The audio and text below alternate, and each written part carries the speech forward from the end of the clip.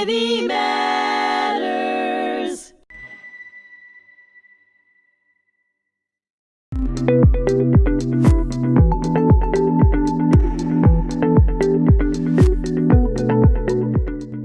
Thank you so much for joining us here today. My name is Bali Lerner, and you are joining us on hmTv, the Holocaust Memorial and Tolerance Center's podcast studio. And thank you for joining us for my series, Unmasked, Unfiltered, and Unapologetic.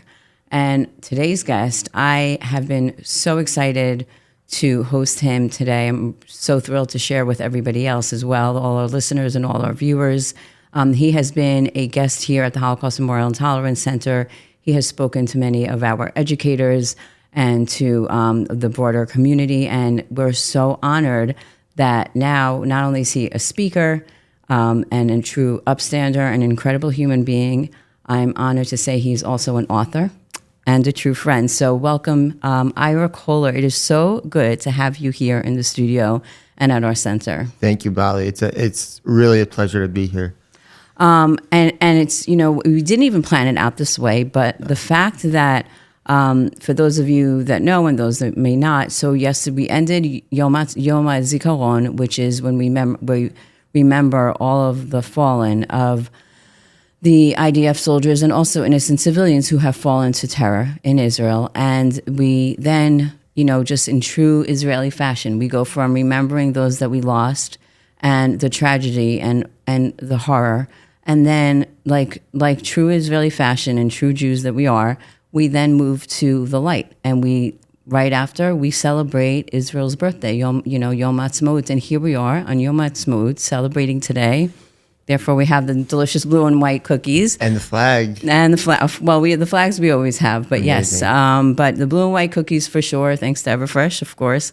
But it's such an honor to be here because of your story and your history and your background. And I just want to start off with saying, I know I texted you when I was mid-reading this book. So I was very fortunate. I got the opportunity to get a sneak peek of the book. And thank you so much for sharing that with me.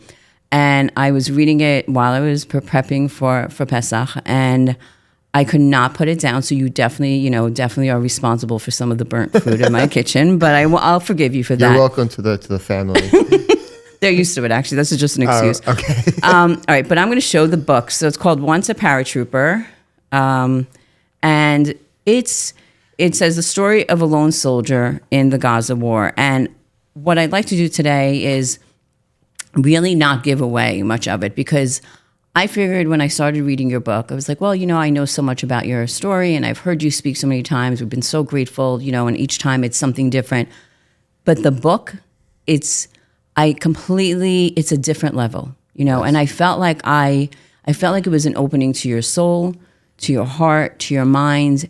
And I really just couldn't put it down. And that's why I'm buying them for everybody that I know, because I really want everyone to read your story, because it's so important today, especially in a world where there's so much propaganda and misinformation about who Israel is, about who Jews are, and definitely about who IDF soldiers are. So I think I don't want to give away too much. Yeah. First, I'll beyond flattered. You know, I just want to say one thing on that. I've been honored throughout the past about 2 years since I finished my IDS service to go to speak to. I've spoken at over 60 communities. Wow. Between synagogues, day schools, college campuses, the Holocaust Center here, and many others. What was so different about writing this book is that I could sit down, put in my time, and say, I'm not going to release this book until it's exactly what I want. I can get into as much detail or as little details as I want. I can make sure that my heart is shown. And when I wasn't just going to release the book when I didn't think it was me. I put everything, my heart and my soul, into the book. And the fact that you read it and you say, like, I see that, first of all, it means a lot to me, but also for I hope hundreds of thousands of people who will hopefully get their hands on Once a Paratrooper and read the book. I hope they come to the same conclusion, that they see the person I am and everything I put into it. Well, I think they will, because I think at one point I reached out to you and I said, Ira, what I love about this, there's so many things, but what I love about it, often you'll read a book and you know, we come here, we have a lot of people that come and share their works with us. And I think the biggest struggle for authors is making sure that after edits and after feedback and whatnot, that their voice is still heard. And throughout the book, what I loved was you were discussing such serious, heavy material, but yet the little jokes and the little comments, it wasn't like somebody else wrote it. I could hear you because knowing you, I'm like, this is his voice. Like the book really, it sounds almost silly to have to say this out loud, but the book really is, from hearing you speak and speaking with you privately, the book was truly in your voice, from the heartfelt moments to the very honest, raw moments to the little jokes. Yeah, when I was writing the book, I said, well, what is my intention? What do I want the reader to get out of it? And not to spoil too much, but I start the book by welcoming someone into my home for Shabbat dinner. And I say, come and sit down, take a seat, like Shabbat Shalom. And we start the conversation, and I say, this is me. You know, I wasn't first an IDF soldier. I grew up in Long Island. I grew up in the heart of the Long Island Jewish community, and I decided to move to Israel. At the end of the day, I'm just Ira Kohler here, you know, born and raised in Long Island. And my personality is I like to joke around a lot. Like a lot of my closest friends like to say, you have like dad humor. And I mean, you can see in the book, my jokes are very like dad humor type. I really wanted to humanize the experience because IDF soldiers, you know, in general, especially in the wide world that we live in, are often villainized as obviously monsters and all that, but even they're seen as, you know, this idea that they have to be the ultimate, an IDF soldier has to be, you know, represent the ultimate, you know, heroism. That they are the ones defending the front lines. At the end of the day, we are doing that, and we are humans. And we make jokes, we have fun, we laugh, we cry, we do everything. I read in the book several times that how I had to, in the middle of battle, how I had to really use the bathroom. Then I had to pee because I always had to pee. And I bet about the small bladder. Anyone who, someone's going to say, I know a doctor few after they read this book. Probably. But you know, it's really this intention of saying, well, you know, okay, I served there. Like I saw the worst of the worst that I think anyone could ever imagine, but I am a human at the end of the day, and to show that I'm just a person, I think and I was hoping as I wrote this that I could relate to more readers. And I think that, I mean, listen, the story of what happened to you at the IDF truly, you know, if we didn't know that it was factual, which of course here at the hmTV, before we publish, discuss, share anyone, we check the facts. So we know it's factual. But the reason it's almost so hard to believe is because it's literally like something you would see out of a movie. But before we even get to that, and again, even though I've heard you speak about that in the book, it's different. You know, even if you've heard Ira speak 30 times, read the book. And I'm being serious because it's still a different perspective, and there's still so much more information that's eye-opening. But I do want to first touch base at a time today. You know, we're noticing there, as for Jews here in the diaspora, you know, their people are split, and I think I'm happy to say that I think a lot of people who were, you know, Jews, but they weren't that involved in maybe in their religion and their community and the Jewish life, they really have become more attached to, and they really reached out to get a deeper connection to their Judaism and their spirituality, because we know it's much more than just a religion, right? And also their connection to Israel. And unfortunately, some people are being made to feel, you know, that they shouldn't show who they are. They shouldn't be proud Jews. And we know that that's just propaganda against the Jews, right? And unfortunately, some people are falling into that, where maybe they're hiding who they are at work, or maybe they're embarrassed to say something because they don't want to get reprimanded. But to you, what's interesting is you grew up on Long Island, you're American born, your parents are both American born. You talk about this in the book. And you had such a strong Jewish identity. I think a lot of it came from Solomon Schechter. It came from your parents, from the home, from the beautiful traditions. And you don't need to be religious to have beautiful traditions, such as celebrating Shabbat, which you open up with. Yeah. And I love how you speak about, you know, the challah, and because I started getting into several years ago making challah every Friday, and I can appreciate that's a family, that's something important about your childhood memories. Yeah, you know, I want to first touch on something, the first thing you said.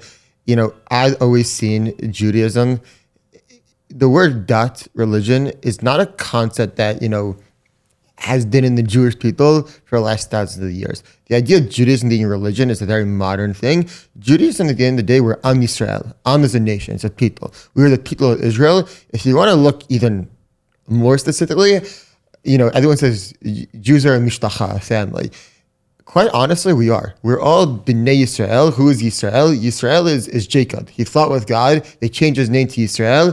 B'nai Yisrael, the children of Israel. And we, thousands of generations later, thousands of years later, generations later, we are the people of Israel. We are a family at the end of the day, and there's people who have converted into Judaism who, we've adopted into the family. But at the end of the day, we're a people, and you don't need to be religious go to synagogue every day to have that strong Jewish identity. And for me growing up, I went here locally to the Schechter School of Long Island, as you mentioned, very endowed nice synagogue, Midway Jewish Center. I went to the Young Judaic camps every summer. I went to Sprout Lake and then Tel Yehuda when I was older. And I read that this all in the book. These institutions and the family I grew up in laid the framework of who I am as a person. And I read that Judaism and Israel aren't part of who I am. It's the essence of who I am. I love that. And I read about this idea of the aha moment that people expect. And what I say is that I always get the why question. Like, why go do this? Why go to Israel, serve in the IDF? You're American. You don't need to do this, so why? And people often expect this aha moment as if there was this divine realization, like I woke up from a dream and I said, oh my gosh, like I need to go. The fact of the matter is that it had nothing to do with that. The groundwork and the foundation of my life and everything I grew up loving and knowing really propelled me to make a decision to go and serve in the IDF. And when I was in college, those decisions really, became even stronger, and mainly because I went to the University of Delaware, and I was a very strong Jewish community, but Delaware is not Long Island. Long Island has a very, I think I was fortunate and obviously lucky to grow up here in this Jewish community. Delaware is not the same. Even though we had an amazing university Jewish community, it wasn't like Long Island, and I felt this missing. And when I was there, and a lot of that propelled me even more in my conviction to go. So it's interesting. It's almost like what you were missing, coming from such a strong community and then going to school, and almost a part of you that was missing something actually drew you back to getting something closer, which is very interesting. And so you and I kind of were the reverse. So you're American, and you have this incredible deep connection to Israel. Your family is American, from here. It's not like one parent's Israeli. Both your parents are American born. I was born in Israel, and I moved here when I was 5 and spent a lot of summers in Israel and very close with my family in Israel. And it's interesting. So although we're the reverse, we both understand, I think what we both have is that connection of belonging and our hearts being in two places. Like, we're so proud of this country, and yet we're so tied to Israel. We're so tied to the uniqueness that Israel gives that no other country does, right? To the people, to the warmth, to their ability to have to run to bomb shelters, to risk their lives, to have their children, risk their lives like you did in the army, generation, but yet at the same time, always keeping a positive outlook, always saying, we're doing this, hopefully tomorrow there'll be peace. My father, who was born and raised in Israel, and unfortunately fought in wars and saw people massacred and dying in front of him, he always wished for peace, and here we are generations later, still wishing for that same peace. It's interesting, and I am getting to a point here, because what I want to share is a lot of times people, and I think it's split. Some people say, well, what about dual loyalty, right? And I think this really comes out in your book. And because people say, one, either it's because they really don't understand how or why you would love two countries. Like, if you live in a country, why is your heart in the other one? Or in both? And the other part of it is propaganda. People, in order to get others to hate Jews, and we see this today, it's modern day propaganda, same as, to the rise of Adolf Hitler, just a little bit different. But people will often say, well, if they loved Israel so much, that means they're anti-American. And quite the opposite, I think, because here we have two countries that have so much in common, and are both democratic countries. and are partners, right? And we share the same values. And I'll just give my viewpoint, and then I want to ask you yours. I look at it as this, and this is my response to people when we discuss dual loyalty. I say, I have 2 children. Do I love one less than the other? No. I have enough love for both of them and to love them equally. So if you can give me your point, because I think a lot of your book, you really talk about being in both, and your heart being in both. And even while you're at war, your heart is with your family. And while you're here, your heart was with Israel. Yeah. I want to start by saying I'm proud to the American and I'm proud to the Israeli. I'm a dual citizen. There's many dual citizens throughout the world for different countries, and there's many dual citizens who are both American and both Israeli, and I'm proud to be both. Even in my apartment, by the way, you see the American and Israeli flag right here in the middle. I actually literally had little flags like this in my apartment just coming out like the same exact way. You could do both. I am fortunate for the strong relationship between the 2 countries that I love, and I'm grateful that I was born here in America, and I love America. Like, when I finished my IDS service, I came back to move to America for several reasons. Namely, I'll be honest, it has to do with my family. All my family's American, from my parents, siblings, grandparents, cousins, aunts, uncles are all in America. And also because of the community that I grew up with. I love it here. I'm so proud to have grown up here, and I'm proud to be Jewish. And to be Jewish, we had a home. And I write about this in the book, how we're actually so lucky. The fact that for 2,000 years, our ancestors said, L'shana haba b'Yerushalayim, next year in Jerusalem, and waited every year to come back. And they didn't come back. And now we're living in a time when we could say, like, we had a home. And I say this exact quote in the book, we had a home, and how fortunate are we to be living in a time where we can stay on the world stage, we are the home. If there's other conflict that happens anywhere throughout the world, let's say another Holocaust is on the rise, we have a place to go. We could fight back against those who try and kill us. And to have that is such an amazing thing. And as a Jew, you know that Israel is your home as well. And Israel is a home not just for Israelis, that for Jews throughout the world. And it is really a huge reason that propelled me to go. And I read about this, that I said, how can I, the 18 years old, when peers and I in the same age are learning to shoot a rifle and I'm sitting in Business 101, I need to go do the same thing as them. And I'm proud to do both. It's incredible that you did this. And I know we were speaking earlier about a mutual friend, Sam Fried, who is also a lone soldier, and he's going to be at our Upstander dinner on April 29th, and I'm so excited. And it's the same thing. It's you're proud to be both, and then like he as well as you. I mean, the thing is, I would think that it's hard though switching gears. Like you talk in your book so openly about the little things that, like while you're at war, to the big moments that you like I say to myself, I don't know if I could do that. I don't know how I would react. I don't know in a split second time. I don't know if I was standing in Gaza and basically had the Gazan people walking by. I don't know if I can just stand there and do my duty, do my job the way that you do. And you go into such detail about it.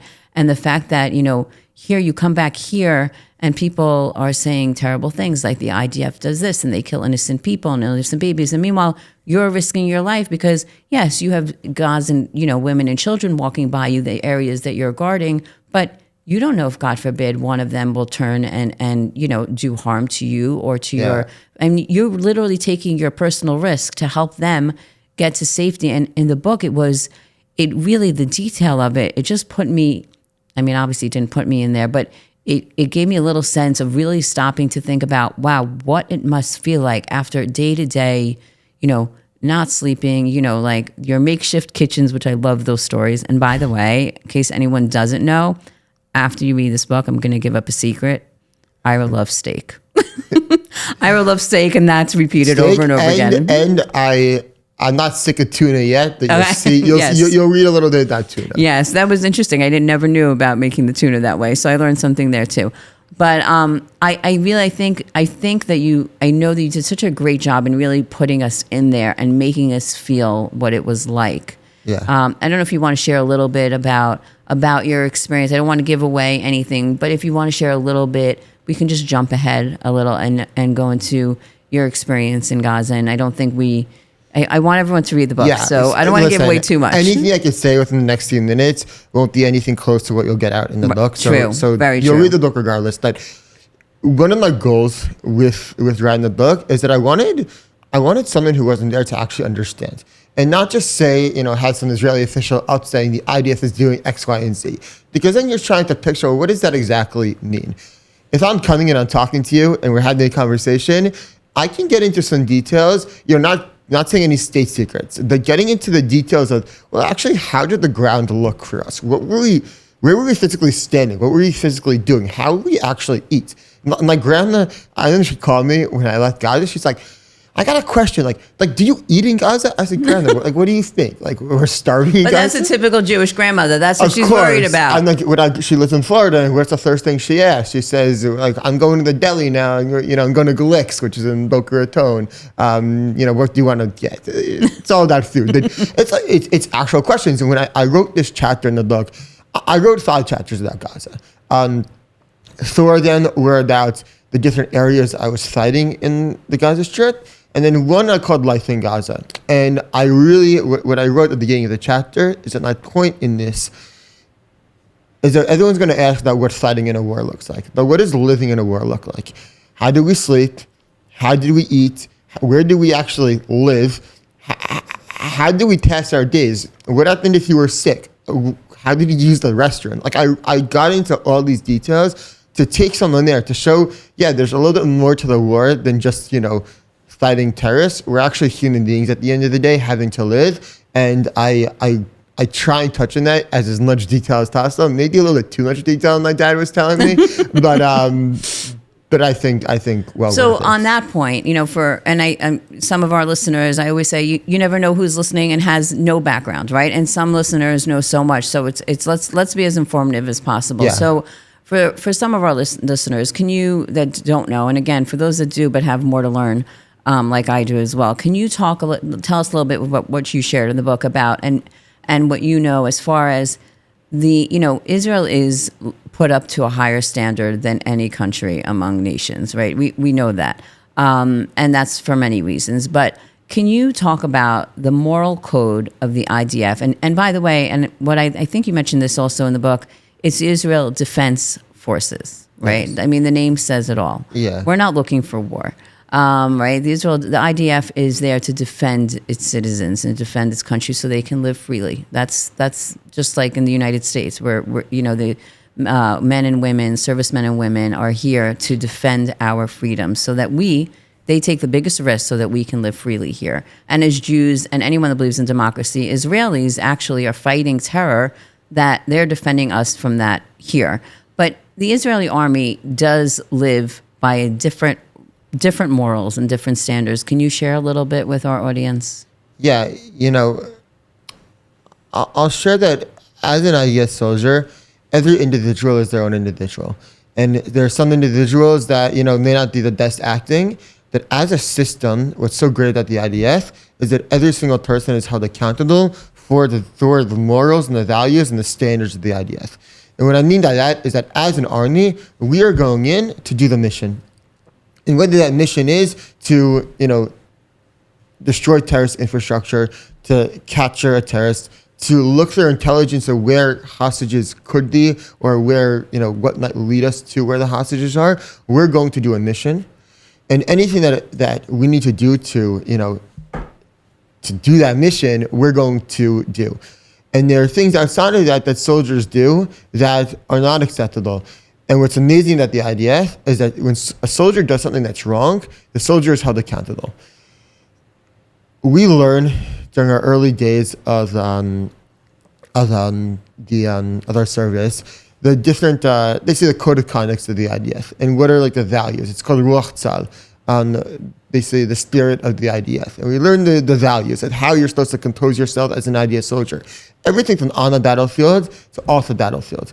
And how, for example, when you're on the battlefield, you need to give respect to your fellow soldiers, to your commanders, and to those you're fighting against and the places you're going.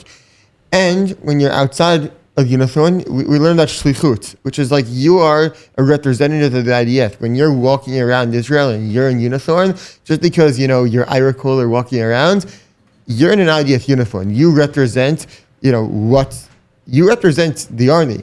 If you're in an IDF uniform as Ira Kohler and you do something, not kosher, I'll say, outside, no one's going to say, oh, look what Ira Kohler did. They're like, look what an IDF soldier did. You need to represent yourself because you represent the IDF as a whole, and the values and the moral and the standards that we're taught from our early days are ones that we need to obviously uphold throughout our entire service. And I think that's the really such an important part of this is that is really that one, it's a totally different standard, right?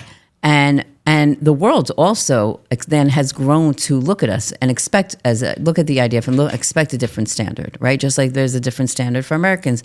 Within Israel, like if you have a terrorist, we see that in modern day. You have terrorists that are raping, murdering, kidnapping babies, women, children, adults, and yet, Israel, even anybody thinks they do anything remotely wrong, all of a sudden it's, oh my God, Israel. Yeah. And we saw that sadly. There was, someone had mentioned to me yesterday, they said, oh, look at this photo of, this disturbing photo of a soldier that was in Lebanon. And by the way, they're not fighting the Lebanese. Israel is basically fighting a proxy of Iran. They're fighting a terrorist organization, Hezbollah.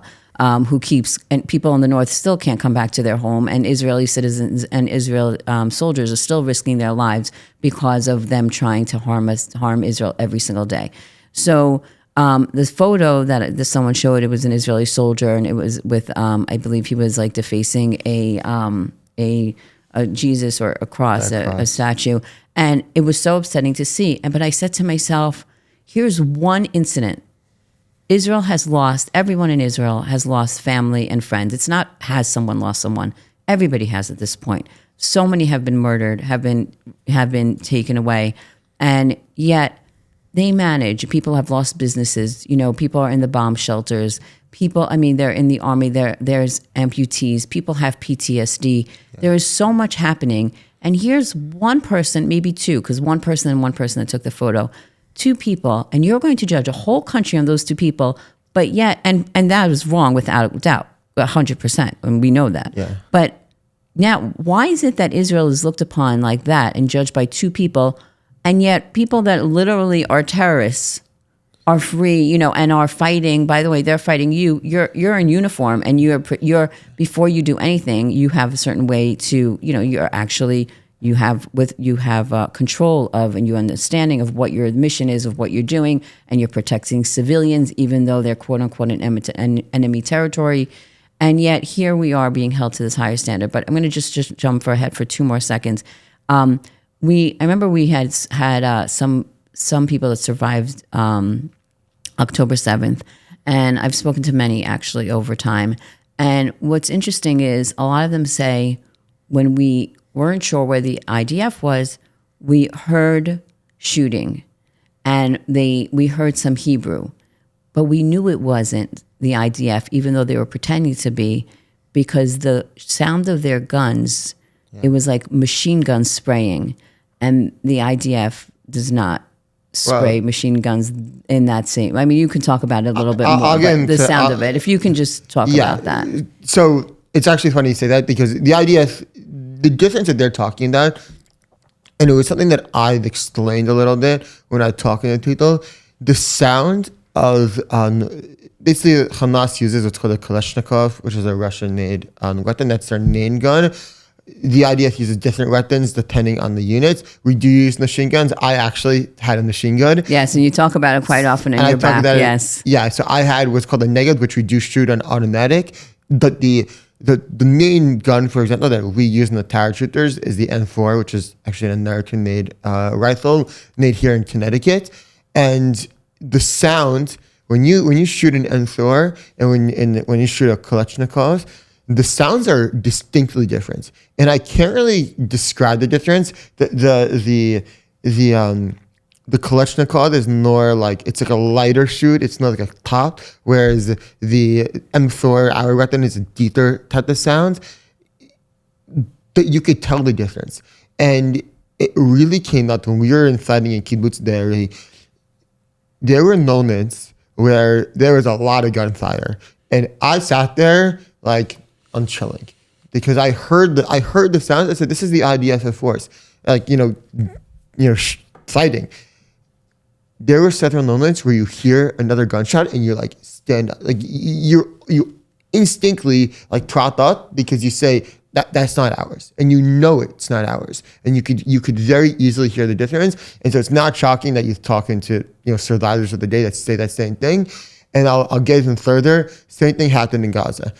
Most of the gunfire and the whether it's tanks or Air Force or artillery, you could hear it and you knew it was the IDF. When it was Hamas's weaponry, you could hear the difference. And I can't explain the exact difference, but you could hear it, you could understand it, and it causes us as an IDF soldier to stand with a little more and to realize, okay, like something's happening. And you speak about Be'eri with such heart. And I actually, when I was in Israel in May, I was there with one of my daughters. And when we landed, I actually made plans with someone.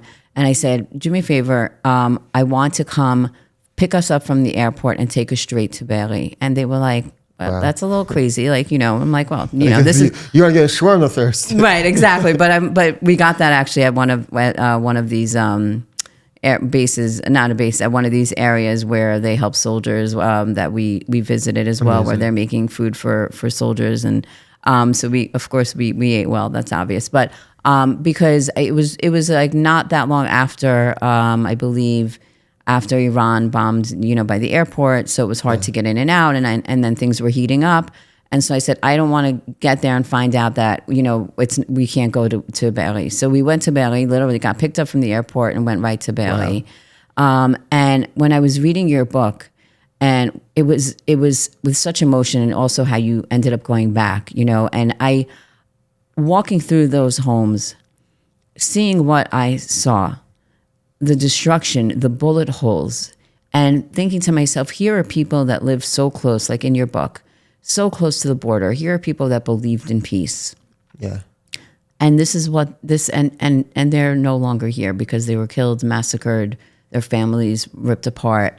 And to see that destruction firsthand and walking through it. And as I was reading your book, it was so descriptive that I think even if I wasn't there, I would have been able to have a great vision. But being there and reading your book really brought me to all of the emotions that you had felt. Like you didn't really have time to process it when you were first there. No, not at all. But then you went back, which is incredible. And I don't know if you want to speak a little bit about, it's so emotional. The roller coaster of, being there and then going back. And one of my goals in going back was just I had an idea in my mind, a picture in my mind of what the kibbutz looked like. Because when I was there, we were running from place to place. We weren't, on a tour, figuring out, which way we're going. We were going from here to there. And I remembered in the months after October 7th, looking at maps of October 7th, trying to find pictures from Kibbutz Be'eri on Google Images, just trying to picture, okay, was I here? Was I there? And I said, when I go back there, I'm going to be able for myself to piece together everything I went through.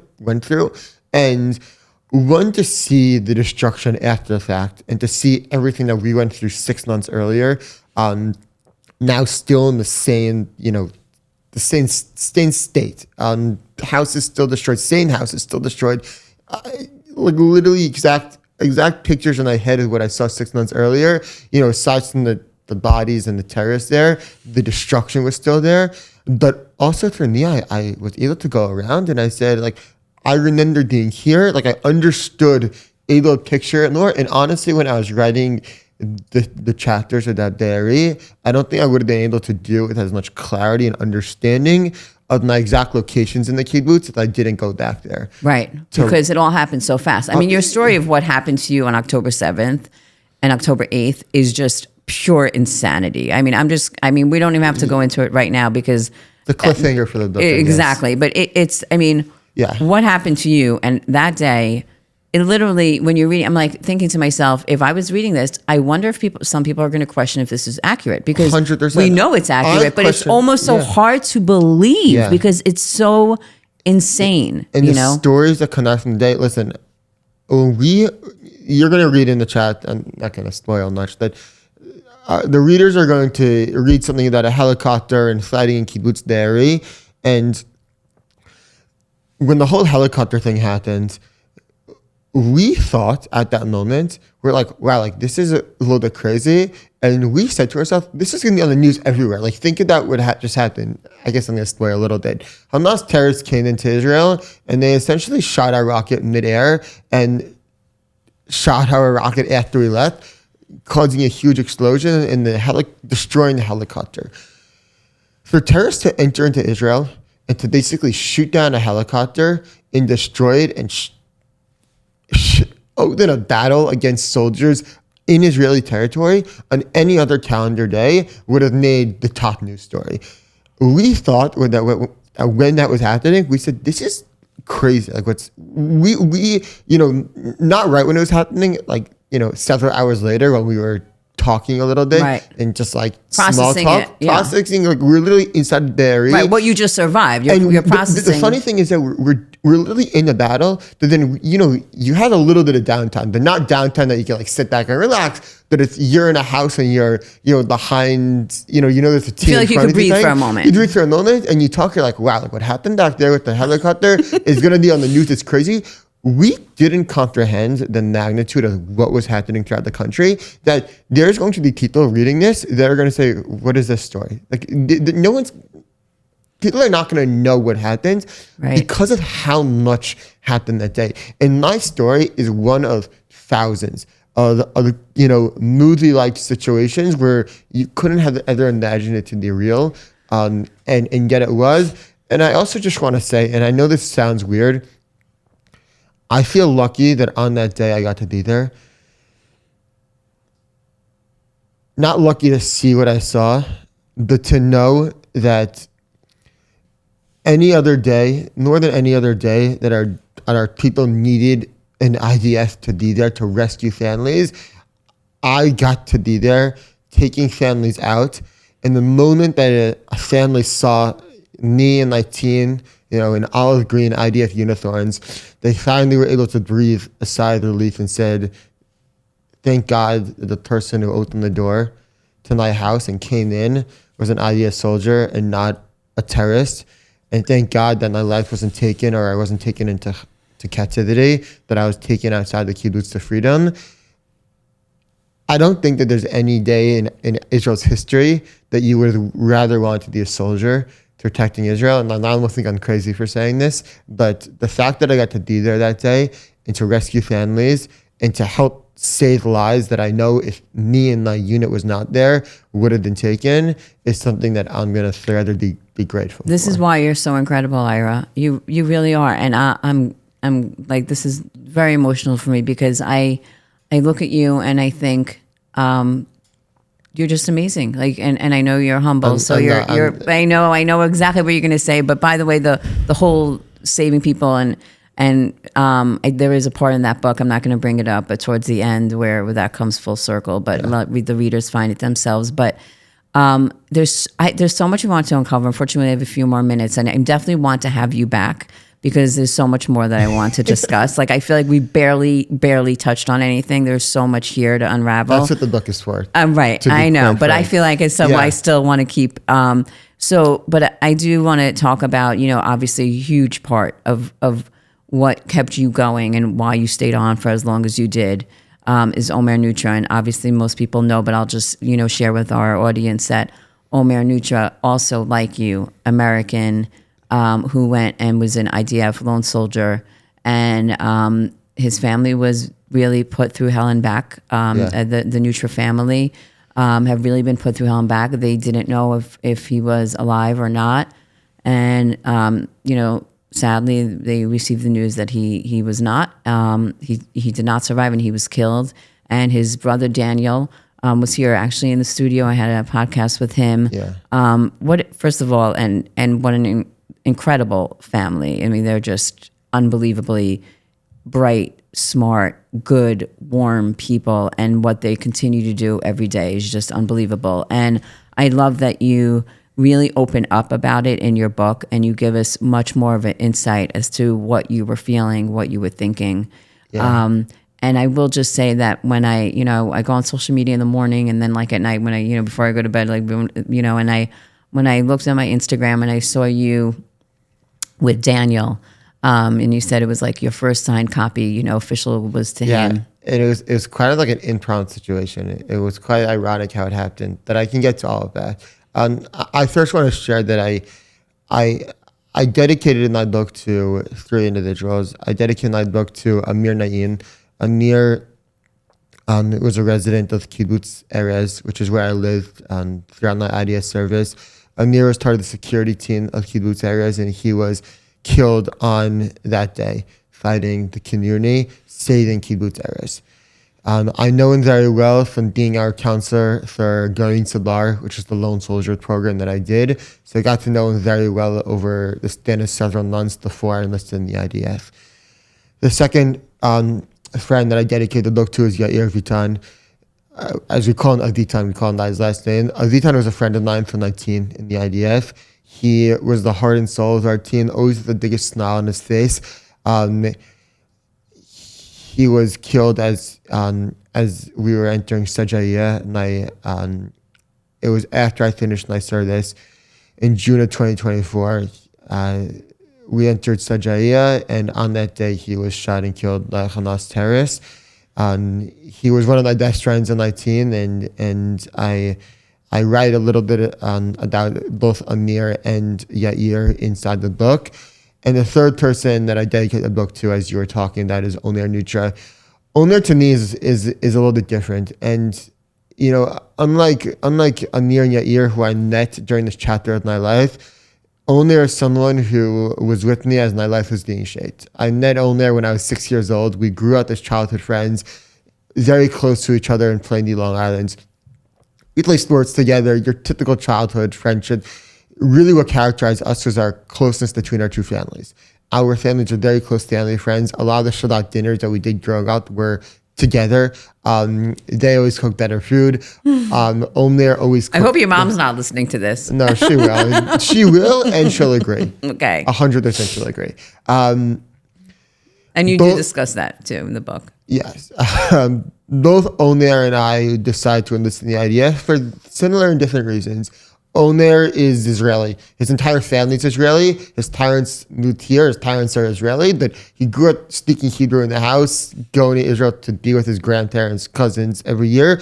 I'm a lot more American. But we grew up in the same community. We grew up going to the same school, the same synagogue, the same camp, the same town. We were childhood friends in the essence of that. And Omer, as we all know, was taken hostage on October 7th. And he ended up being killed that day. We didn't know that for that 14 months. And 25 months later, he was taken home. He was brought back for burial. Omer gave me such drive during my service, and especially during the war, because we obviously, when I was fighting in Gaza, we thought he was alive. And I told myself, how can I be complaining at all about fighting here when Omer is in the tunnels of Gaza? We don't know if he's alive. We don't know what's happening with him. We don't know anything. All I know is that he's suffering underground, and I'm here above ground with friends, fighting to bring him home. It gave me this, this oomph, this real push to keep going. And I read about how earlier in my service, this big drive was, to serve was to protect the Jewish people and these grand things, these big ideas that I really cared about. But when the war started, it became personal. I said, I'm not just going to fight to, protect the Jewish people. I'm going to fight to bring a friend home. And a huge focus in this book, I had a chapter dedicated to Omer.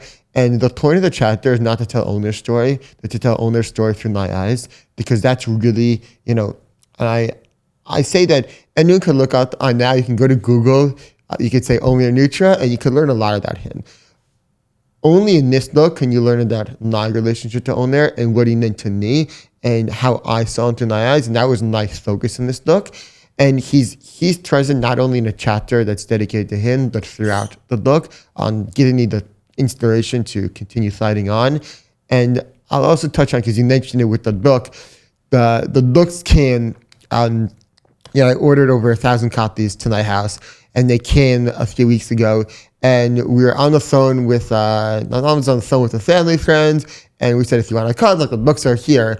And they were with the Neutras.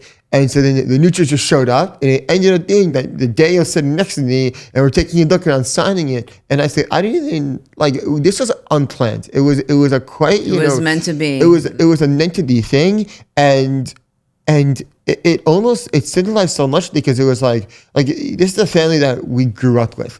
And it wasn't like we called up Daniel and said, come over, you're getting the first book. He just ended up in our house. And Orna said something to me there. She says, like, she's so wise, isn't she? She said that we want to help you. We want to help share this book and your story and Omer's story on the Bring Omer Home Instagram page. And I said, like, this is perfect. How is it that Daniel was the first person here, literally the first time copy? I'm not making that out. There wasn't stage or anything. He literally came, signed the book for him before anyone else, and then so we decided to share that, and on the whole thing that people read this story to learn about me and also to learn about Omer. And I also talk about a lot of what we've dedicated to him and what we continue to do for Omer. Yeah, well, it's incredible, and his family is incredible what they keep doing, and you're incredible for continuing to continue with his memory and continuing to talk about him, and you even speak in the book about that at one point you went to him for inspiration, and he was there for you, and it really getting to know the Neutras and reading that really touched my heart. And I just want to say, and I do not take it for granted, that you are, and I keep bringing it back, but you are fully American. Yes. And you went and you did this incredible thing. I feel it because part of me, I am Israeli and I am American, but you are, you chose to go and do this. So, and the fact that you can feel the same things that I feel, to me, I don't really have the words to describe it, except for just to say how grateful I am. And not only that you went and that you served, that you extended your service beyond the time that you needed to, but that you are doing this, you're getting this book out, because this book is really the human voice, and a human voice that often is not represented. We look here at the Holocaust Memorial and Tolerance Center, and we know the importance of these stories of the Holocaust survivors. And for people to read them and understand the personal, the real, it's not just a number. You're not a figure. What one person represents is everybody else that could have been today. That's not, right? But their personal stories is what people need to learn. Your personal story is very unusual. There are not, I don't know if any, books of modern day, post-October 7th, American lone soldiers. It is an incredible read, because it is eye-opening, and it's something that everyone, it should be part of like education. It should be a must read. It really should, because it needs a lot. It's truly, and I know you were taken back by my compliments as I was reading the book, as I kept texting you, but I read a lot. I'm an avid reader, and all I can say is I can't wait to give this out to my friends and to share it with everyone and my family. And I just want to thank you from the bottom of my heart. There's so much I didn't even get to talk to you about your family and how tormented they were, and your family, that your kibbutz family, your host family who took care of you. And there's so much to unpack here, but everybody else will read it on their own. Right? That's also the moral of this. Everything's in the book. I'll say you can get it here at the Holocaust Museum. Yes. I'm speaking a lot on Long Island for anyone who's listening. Just look up my name, and there's many events happening. You can also get it on Amazon. I'll also just share that I want to thank you, first of all, for inviting me to join the podcast today. My honor. Everything for the Holocaust Museum and Tolerance Center does, not only for the Jewish community here on Long Island, but for the broader Long Island community, bringing public school students here. I was actually just walking through the halls to on moments before this started, and I saw a Schechter parent, so someone I know his son, leading a trip for what I could only assume was a public school class. They look like middle school age, or like, right? We have public school and private schools here every single day. The work that's done here is incredible, and I thank you for that. Obviously, for the invitation to come speak here today. It would be my honor, and one of my goals is that every single Jew on Long Island reads this book, and then obviously to spread it even further. Yeah, because I think the broader community is really, everybody needs to read it. It doesn't matter your religious background, your faith, who you are. That does not matter. I feel like everyone should read this, and certainly everyone that believes in modern day American democracy, because this is what it stands for. This is what you represent. And honestly, you are truly, we talk here about being an upstander. We have our upstander event coming up. This is what we talk about. You are the ideal upstander. We teach students here every day. What does it mean to be an upstander? And it's interesting. We just interviewed like a bunch of our award winners, and all of them answered it, even though they answered it differently. One main answer that they had was, you have to do to be an upstander means you have to do something with a little sacrifice, do something that's not easy. And uncomfortable. And uncomfortable. I mean, well, listen, my whole podcast here is Unmasked Unfiltered Unapologetic. and I'll often, what I have to do is sometimes uncomfortable, but you did that and you continue to do it. And I'm sure, I'm just going to say one last thing is, I'm sure it's not easy for you, because I think coming back here for anyone, that comes to war, or that goes to war and then has to get back into assimilating into regular day life and figure out what they're doing and where they're going, and to make the transition is so difficult. Now you're doing it, and you're doing it, with thousands of miles in between you. Which makes it even that much more challenging. So I hope you know how much you are loved, how proud of our community is of you, and how welcome you are, and that this is a home for you, and everyone, is welcoming you. And I those moments that I'm sure, are tough, and you kind of wonder, do I belong? Am I doing the right thing? Because I'm sure there is a lot of that going on. I want you to know that you are always, thanks, and I really mean that, like, honored and welcomed, and you belong here. And so thank you so much. Thank you. I appreciate it. Thank you. So unfortunately, time is up, and hopefully we'll have Ira back. But thank you all so much for sharing time with us at Unmasked, Unfiltered, Unapologetic, hmTV at the Holocaust Memorial and Tolerance Center. And I hope to see you soon.